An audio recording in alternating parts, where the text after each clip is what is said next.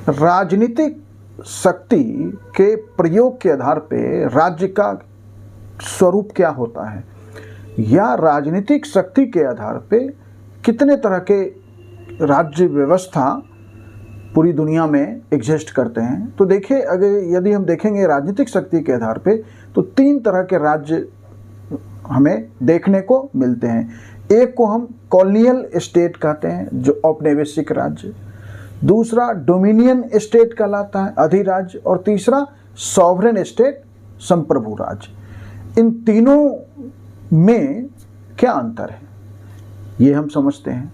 तो देखिए, colonial state औपनिवेशिक जो राज्य है, हम जो 15th सेंचुरी के बाद, जैसे अगर हम देखें कि 15वीं शताब्दी के पहले भी, जैसे भारत में जब से भारत देश है, प्राचीन काल से हम आगे बढ़ते हैं, तो हम मौर्यन पीरियड के बाद, गुप्ता पीरियड के बाद, स्पेशली मौर्यन पीरियड के बाद जो है बहुत सारे विदेशी आक्रमण होते हैं। इंडो ग्रीक्स हैं, शक हैं, कुषाण हैं, पार्थियन हैं, पहलव हैं, और वो आक्रमण चलता रहता है यूरोपियन पावर के आने के पहले तक।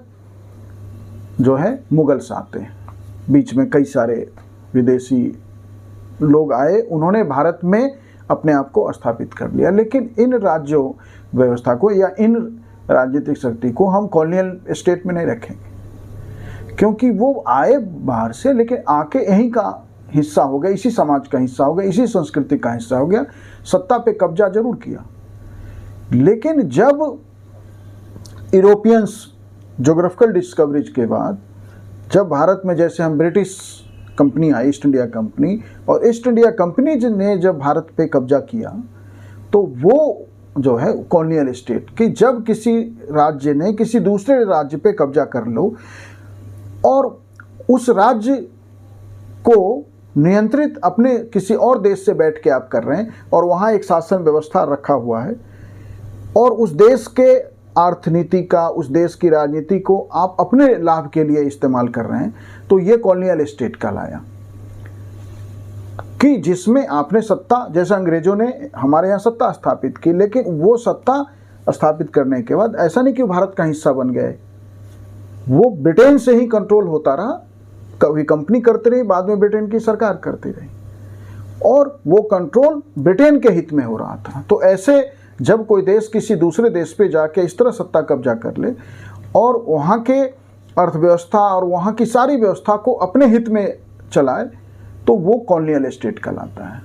जो दूसरा प्रकार है डोमिनियन स्टेट, अधिराज्य, कि जब कोई राज्य स्वतंत्र हो लेकिन नाम मात्र या औपचारिक सत्ता विदेशी हो, जैसे आज का वर्तमान कनाडा, वर्तमान ऑस्ट्रेलिया, ये जो है कॉलोनियल स्टेट नहीं है, बल्कि ये डोमिनियन स्टेट है।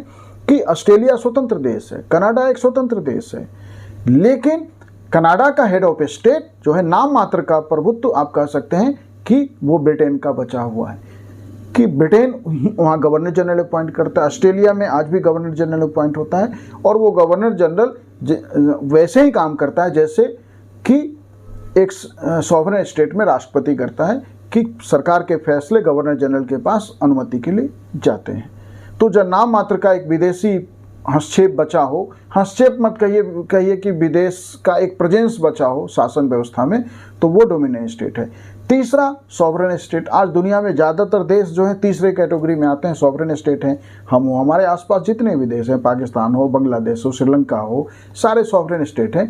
कि जब नाम मात्र का भी कोई विदेशी हस्तक्षेप न हो, देश स्वतंत्र हो, देश की व्यवस्था स्वतंत्र हो, देश का अपना संविधान हो, देश का संविधान जनता से नियंत्रित हो या वो सेना से नियंत्रित हो, लेकिन देश के अंदर के लोगों से नियंत्रित होता हो, तो वह व्यवस्था जो है सॉवरेन स्टेट कहलाता है। तो हमने राजनीतिक शक्ति के आधार पर समझा कि राज्य का स्वरूप क्या होता है, तो हमने देखा कि राज्य के 3 स्वरूप होते हैं। Thank you.